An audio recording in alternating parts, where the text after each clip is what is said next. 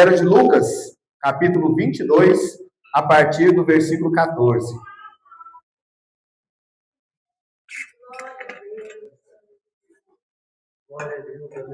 Lucas 22, 14. Quero aproveitar aqui para pedir desculpa para alguns irmãos que eu estou devendo devolver o envelope do dízimo. E eu prometo que eu vou ser mais diligente de entregar mais rápido, irmãos, da próxima vez. Lucas 22, 14. Mais um culto de ceia. Aleluia. Lucas 22, irmãos, encontraram? Vou guardar. Isso. Diz assim a palavra do Senhor. Chegada a hora, pôs-se Jesus à mesa, e com ele os apóstolos. E disse-lhes: tenho desejado ansiosamente comer convosco esta Páscoa, antes do meu sofrimento. Pois vos digo que nunca mais a comerei até que ela se cumpra no reino de Deus. E tomando um cálice, havendo dado graças, disse: recebei e reparti entre vós. Pois vos digo que, de agora em diante, não mais beberei do fruto da videira, até que venha o reino de Deus. E tomando um pão, tendo dado graças, o partiu e lhes deu, dizendo: isto é o meu corpo, oferecido por vós. Fazei isto em memória de mim. Semelhantemente, depois de cear, tomou o cálice, dizendo: este é o cálice da nova aliança. No meu sangue, este é o cálice da nova aliança no meu sangue, derramado em favor de vós. Todavia, a mão do traidor está comigo à mesa, porque o Filho do Homem, na verdade, vai segundo o que está determinado, mas ai daquele por intermédio de quem ele está sendo traído. Então, começaram a indagar entre si quem seria dentre eles o que estava para fazer isto. Amém, irmãos? Podem tomar assento. Esse texto que nós acabamos de ler, ele se inicia dizendo que Jesus se colocou à mesa com os apóstolos. E o tema que nós vamos falar hoje é sobre mesa. Nós estamos aqui diante de uma mesa. O texto está falando de mesa e nós também vamos falar de mesa. Irmãos, os ambientes que nós frequentamos durante a nossa vida, eles marcam em nós lembranças. Lembrança da nossa mente. Quantas vezes nós passamos por algum lugar e aquele lugar, só de você passar naquele lugar, ele te lembra de alguma situação da sua vida. Quem já aconteceu isso aqui? Comigo acontece. Às vezes, lembranças boas, lembranças ruins, lugares que você tomou alguma decisão, lugares que você sofreu. O lugar que você passa te lembra de algumas coisas. Mas poucos locais, de todos esses locais que a gente passa durante a vida, poucos locais são tão significativos quanto uma mesa. Na mesa, as famílias se reúnem, amigos celebram, relacionamentos são restaurados, alianças são feitas. Lá em Apocalipse 3:20, Jesus diz que ele quer entrar na nossa casa e sentar à mesa para ceiar conosco. Lá em Salmos 23:5, Deus diz que ele vai montar uma mesa para nós na presença do nosso inimigo. Lá em 2 Samuel, Davi ele restituiu os bens de Mefibosete e diz que ele sempre teria lugar à mesa. E eu quero chamar a atenção para uma mesa especial, está lá em João 12, 1 e 2. João 12, 1 e 2, diz assim: foi, pois, Jesus 6 dias antes da Páscoa a Betânia, onde estava Lázaro, o que falecera e a quem ele ressuscitou dos mortos. Fizeram-lhe, pois, ali uma ceia, e Marta servia, e Lázaro era um dos que estavam com ele à mesa. Hoje, nós vamos reunir aqui, vamos participar de um banquete nessa mesa, e tem muitas pessoas que eu gostaria que estivessem aqui nessa mesa. Amigos meus, familiares meus, que eu gostaria que estivessem aqui ceando, mas não vão estar. E eu sei que você também gostaria que tivesse pessoas aqui nessa mesa. Mas olha o que esse texto aqui, essa mesa, está nos dizendo. Lázaro adoeceu, morreu, foi enterrado, apodreceu, mas Jesus ressuscitou ele, e nesse dia ele estava presente à mesa. Irmão, sabe o que isso aqui me ensina, esse texto? Que não é toda a história que vai terminar na sepultura. Às vezes, aquelas pessoas que eu gostaria que estivessem aqui hoje, que hoje estão mortas nos seus pecados, vai ter um dia que elas podem estar aqui conosco. Assim como Jesus fez com Lázaro, ele pode fazer com um amigo seu, com um parente seu, com um irmão seu, com um filho seu, com um pai seu, que hoje não está aqui, mas que um dia pode estar aqui, sentado nessa mesa, participando dessa mesa. Mas por que, irmãos, que a mesa ela é tão importante? Por causa de coisas que tem nela. Essa mesa que Jesus estava reunido, ela é importante porque ela tem elementos nela que não tem em outro lugar nenhum. E eu quero fazer um conselho aqui para os irmãos. Se você não tem o costume de se reunir na sua casa em volta de uma mesa, faça isso. Adote esse costume. Porque vocês vão ver que é muito bom você estar ali reunido ao redor de uma mesa. Essa mesa ela tem elementos que não tem em nenhum outro lugar. Essa mesa que Jesus se reuniu com os discípulos, ela foi o início de tudo. Essa mesa que nós participamos aqui, uma vez por mês, ela é o processo. Mas vai chegar um dia que vai ter um final, onde nós cearemos com Ele, nas bodas do Cordeiro. Porque Ele disse que não mais participaria até o dia que Ele voltasse. Então eu queria, com os irmãos aqui, sem mais delongas, falar aqui de 5 elementos que tem nessa mesa.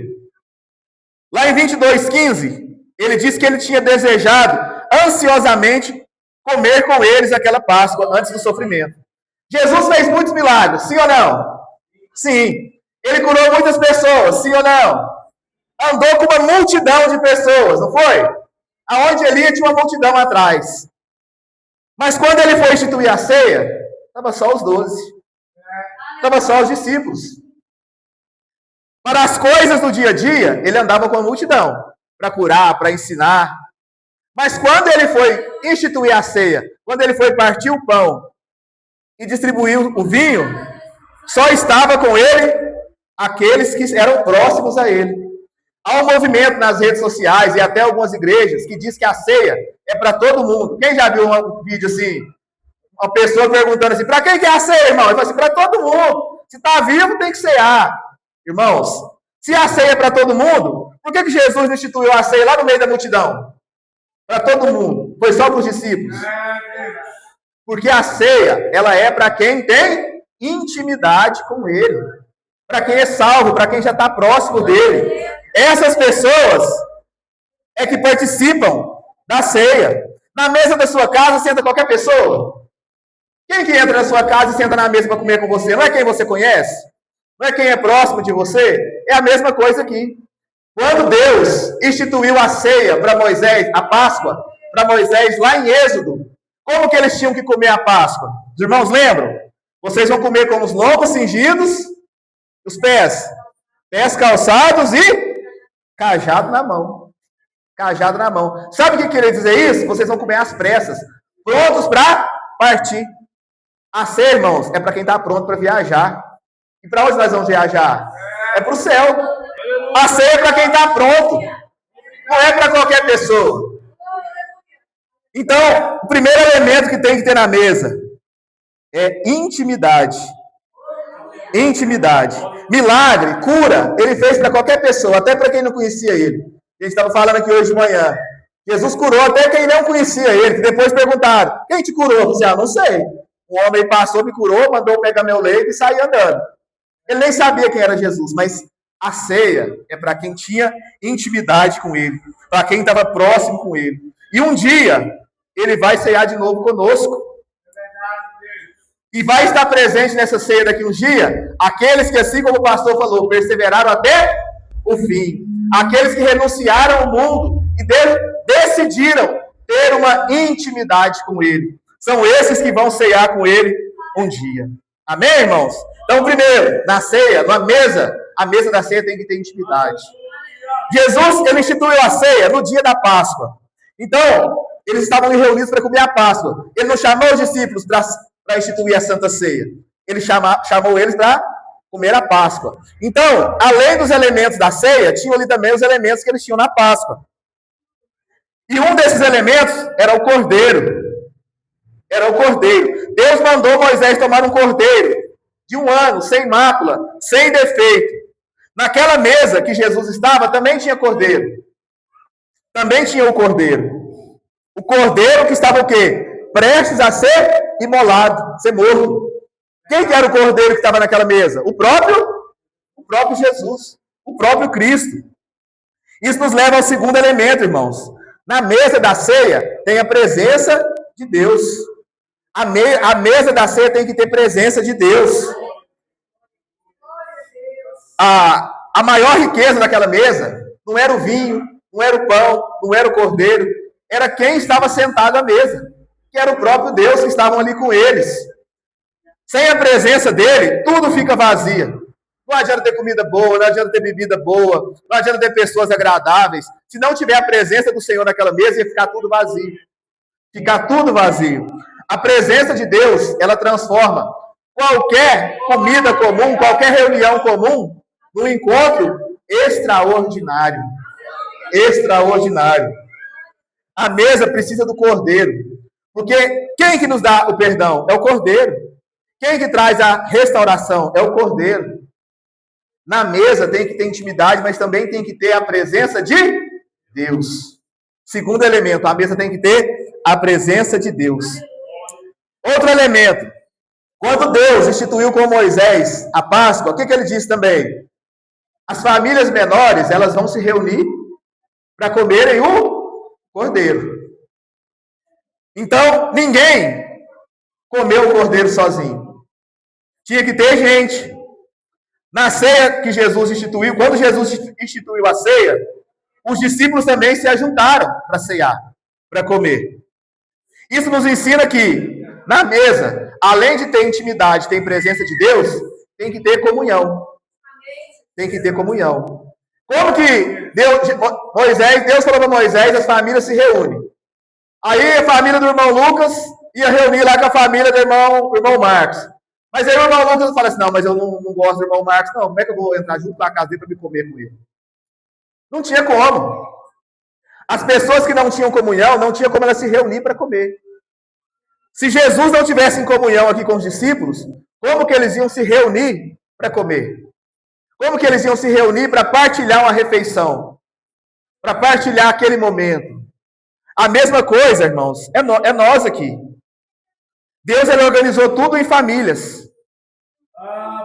Isso quer dizer que quando você se organiza para sentar em uma mesa com alguém, não pode ter contenda, não pode ter briga, não pode ter falta de perdão, ira, ódio.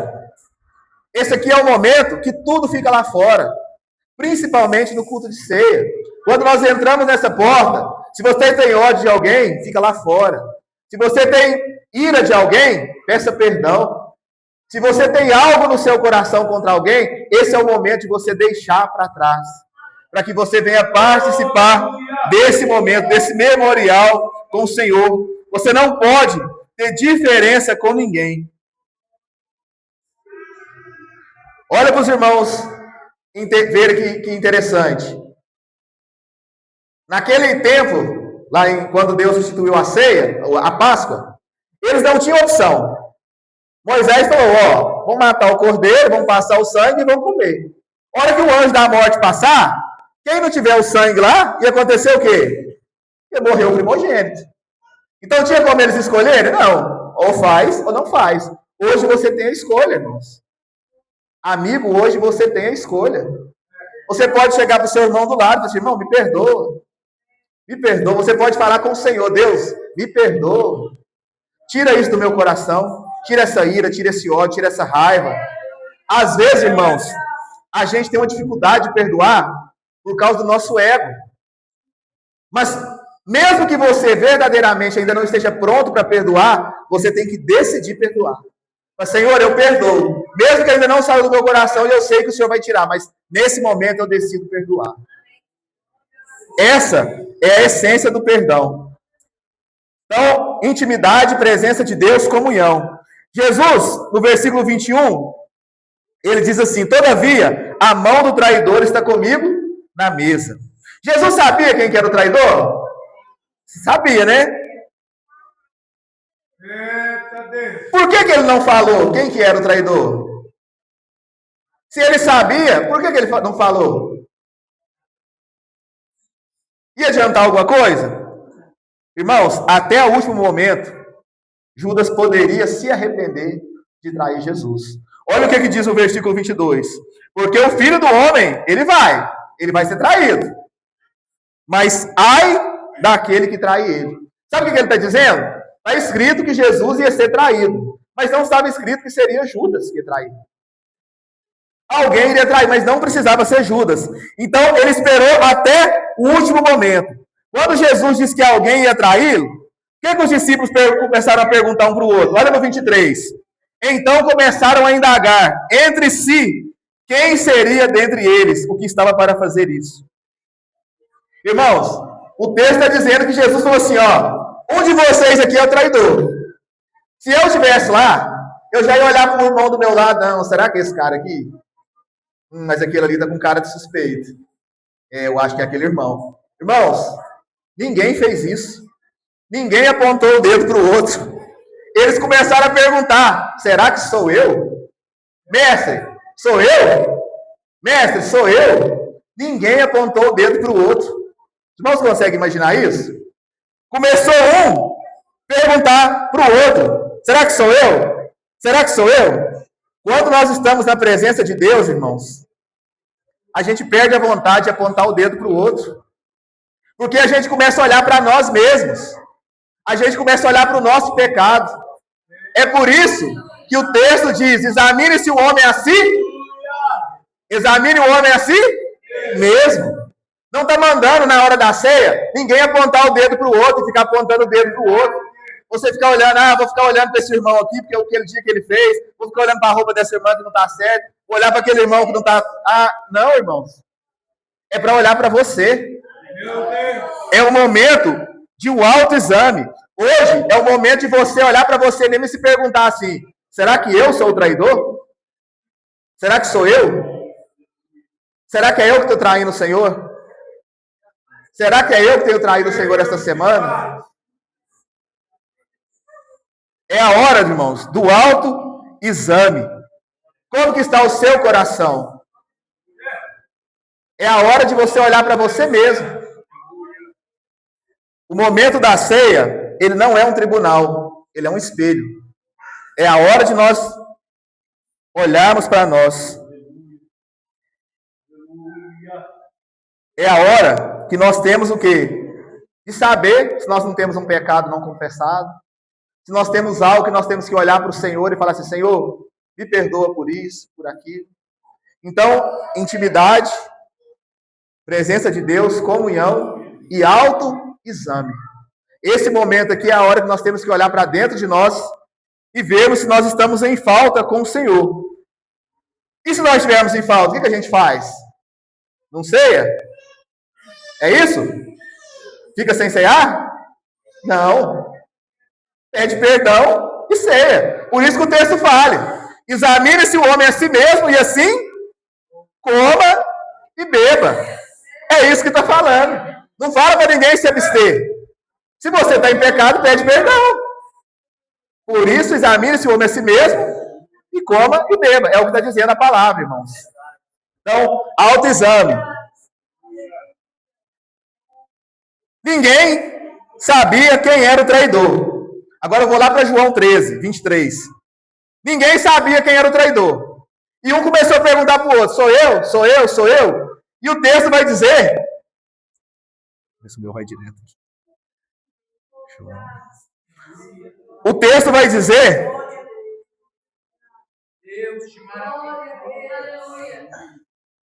que Pedro, que João, estava do lado de Jesus. E naquele, todo mundo perguntando, sou eu, Pedro faz um sinal para João perguntar para Jesus quem era. Tipo assim, ô João, pergunta aí para ele quem é. Eu não sei se Pedro fez isso porque estava longe e João estava perto, ou se ele acha que João tinha mais intimidade, e se ele perguntasse, Jesus não ia falar, mas para João ele falava. E quando Pedro pede para João perguntar, João pergunta, mestre, quem é? Está lá no 25.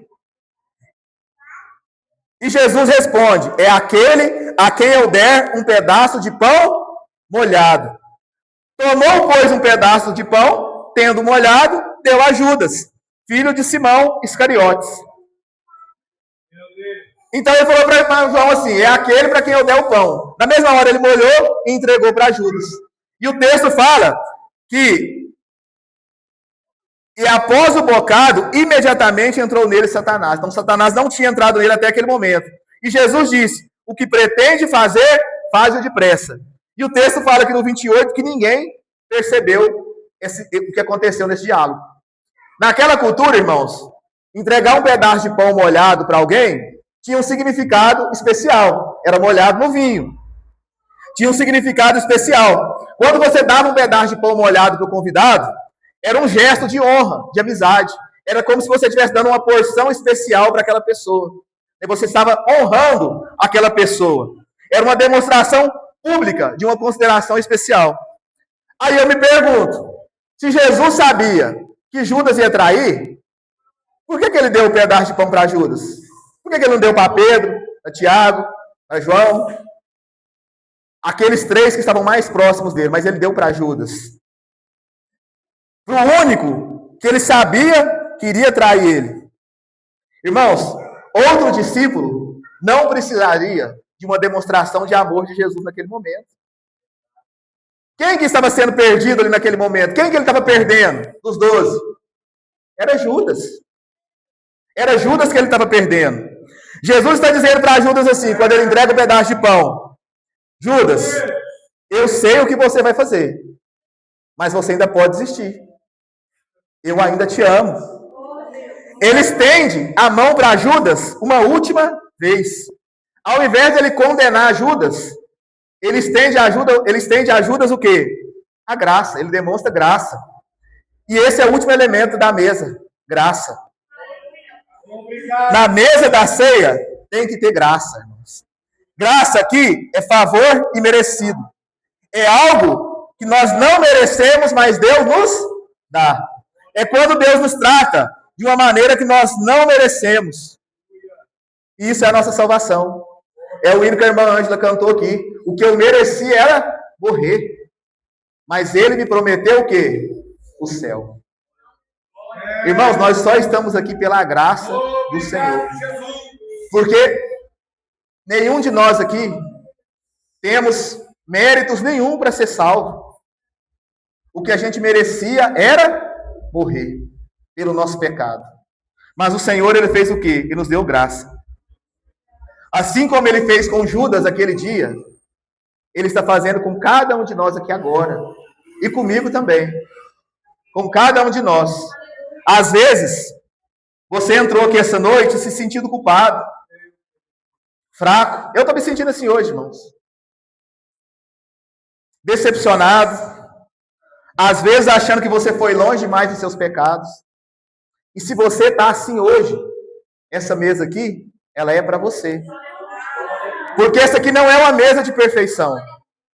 É uma mesa de pecadores, mas pecadores arrependidos. Pecadores como eu, mas pecadores arrependidos.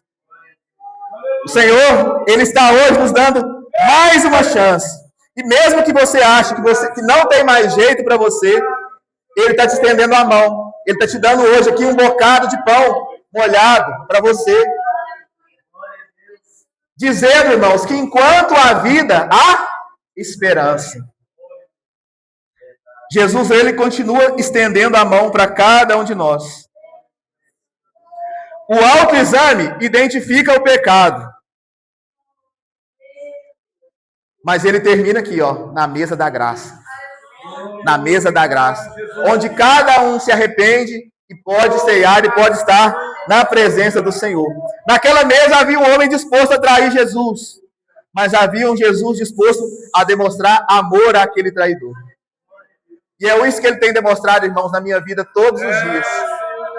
E eu creio que ele tem demonstrado na vida de todo mundo aqui. Amor, amor, amor. Eu penso que cada um de nós, se estivéssemos no lugar de Jesus, não teria tratado nenhum de nós aqui com o amor que ele trata. Porque quando a gente erra, o que é o primeiro pensamento da gente? Errou, precisa ter uma punição. Errou, precisa ter uma correção. Mas não é assim que o Senhor faz com cada um de nós. Quantas vezes a gente erra e ele estende a mão, em vez de punir, em vez do chicote, em vez da punição. Isso, irmãos, não tem prova nenhuma maior de amor.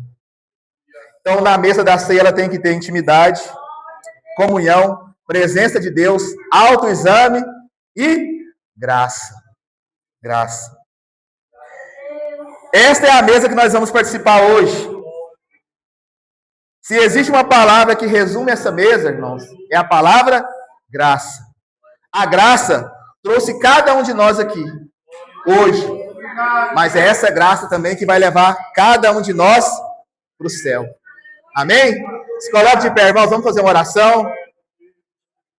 E pedir o Senhor, mais uma vez, guardar essa palavra no nosso coração. Amém, Jesus. Se tiver alguém